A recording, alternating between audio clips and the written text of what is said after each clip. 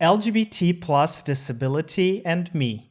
Welcome to the Priceless Podcast.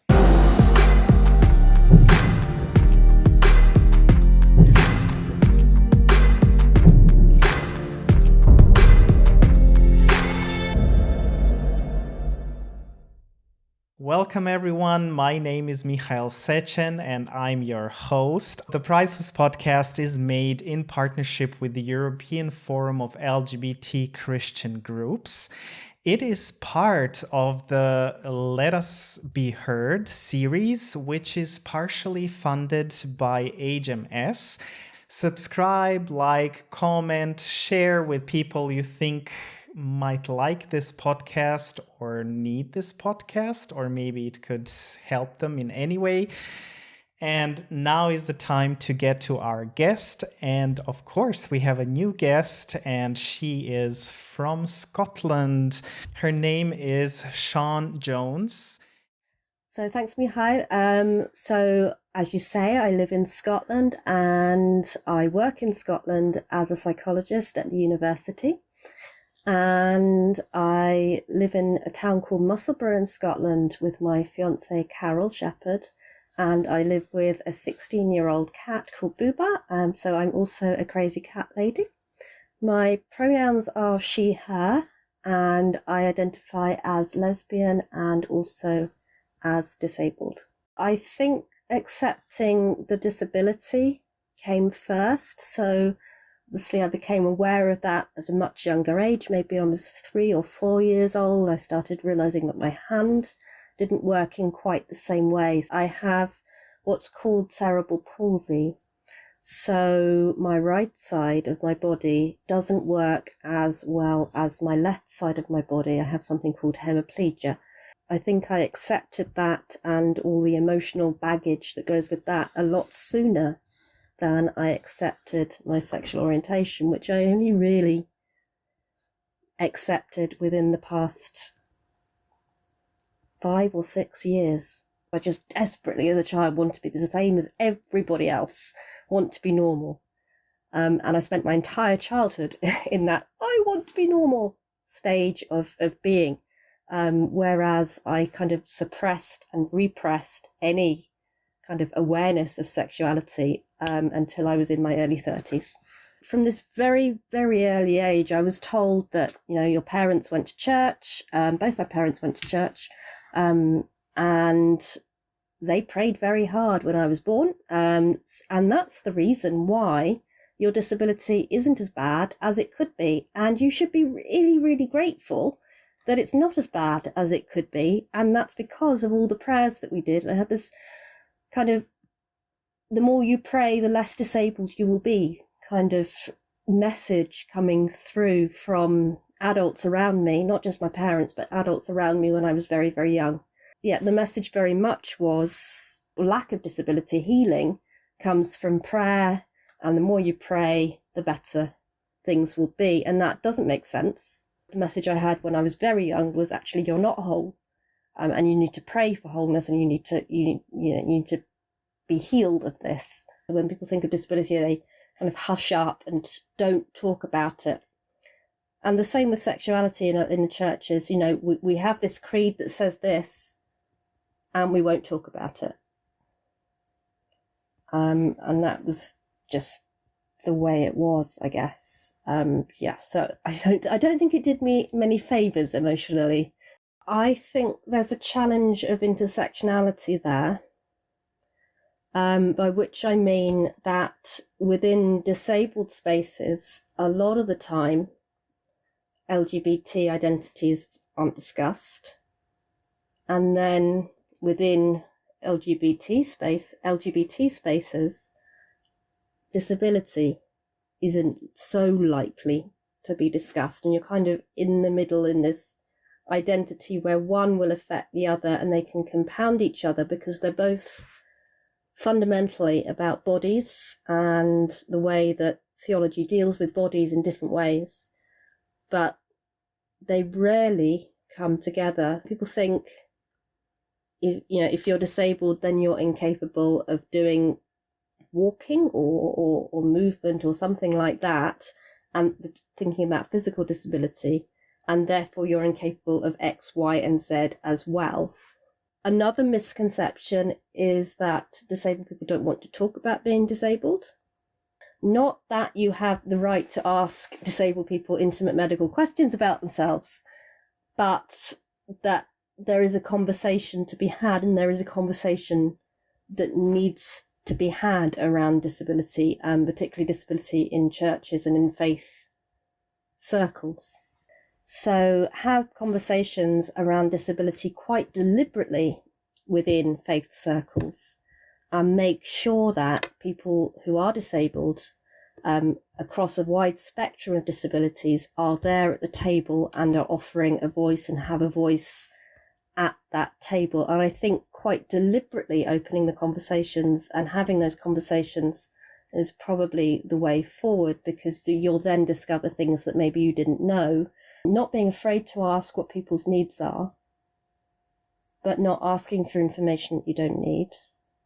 And thinking again with the parallel with LGBT identities, if you wanted to visit a faith group in a new city, I tend to look at the website to work out whether or not they're likely to be welcoming. And if I don't find the welcoming statement on the website, I don't go there. And I think the same needs to be done with disabled identities and disabilities. There's always that question on dating sites, isn't there? Do I or don't I? Or do I have the big reveal when I come to the date that actually, look, I'm disabled? I've had a very different set of personal experiences with partners, in that I've got together with partners who I've known previously, and I've sometimes come across the almost opposite problem where they forget that the disability is there and ask me to do things that there's no way on earth I could do. Hang on a minute. And I won't say that they don't see the disability anymore, because I don't think that's what it is, but it becomes a part of you, so it's not there anymore. I wouldn't want to date somebody who didn't have a positive attitude to that. So I would always want to be very upfront about it and say, hey, this is what it's like. I haven't yet found the book or the writing that tells you how to be disabled and LGBT and Christian. I know that there is some writing. There's a lot of very good writing around disability, and there's a lot of good writing around LGBT theology.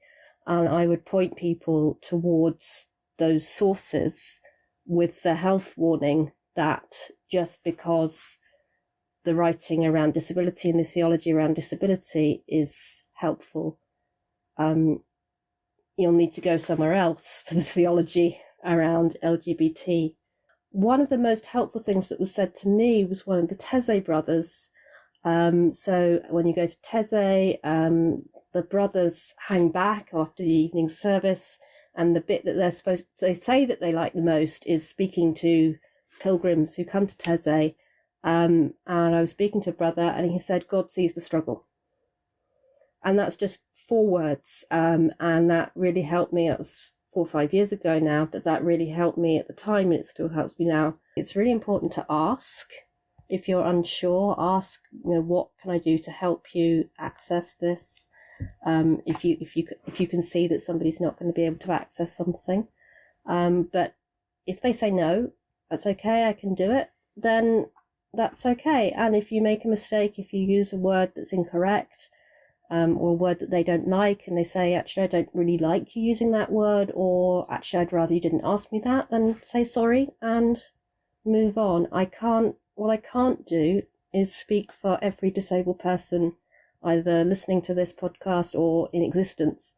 I think it is just about being yourself, treating them with respect, and if you do something that's a little bit uncomfortable for the person you're speaking to, then apologise and move on, and don't let it ruin that relationship, and don't avoid them evermore. Just go back and try again. Be very careful when you're speaking about prayers for healing, and don't ever assume that somebody who has a disabled identity wants to be healed of that disabled identity. I had some young students from Oxford come up and say, hey, has anyone ever prayed about your leg? Do you want your leg to be better? And that just felt like a complete transgression of boundary and completely inappropriate. The healing stories in the Bible are often taken very literally as the blind being able to see, the lame, and putting it in air quotes, the lame being able to walk. Actually, if you unpick those stories and have a look under the cover and think about what's going on, it's not so much the physical disability that may be being healed, but a social exclusion that might be being ratified, that might be being dealt with. One of the writers that I might point you to think about disability, one of the writers that I first went to is somebody called Joni Eareckson Tada. She is a quadriplegic, and she became quadriplegic when she was 14. She's very vocal around disability. She's not vocal around LGBT issues. And one of the stories she thinks about is the Through the Roof story, where the friends let the paralyzed man through the roof. And people coming up to her and saying, well, if you had enough faith, then you would be healed. And her saying that, no, it's the faith of the friends that healed that man, not that man's faith. To keep the conversation alive, I think, is really important. So I'm on Facebook, and I'm happy for you to link to my Facebook. I'm happy for people who are watching or listening to this podcast to ask me questions. So by all means, please do. Thank you, dear viewers and listeners, for being with us. This podcast was made in partnership with the European Forum of LGBT Christian Group. It is part of Let Us Be Heard series, which is partially funded by HMS. The link is in the podcast description. Subscribe, like, comment, and share with others. Bye, everyone, and see you soon. And bye, Sean. Bye. Thank you, Michal. Thank you for having me here.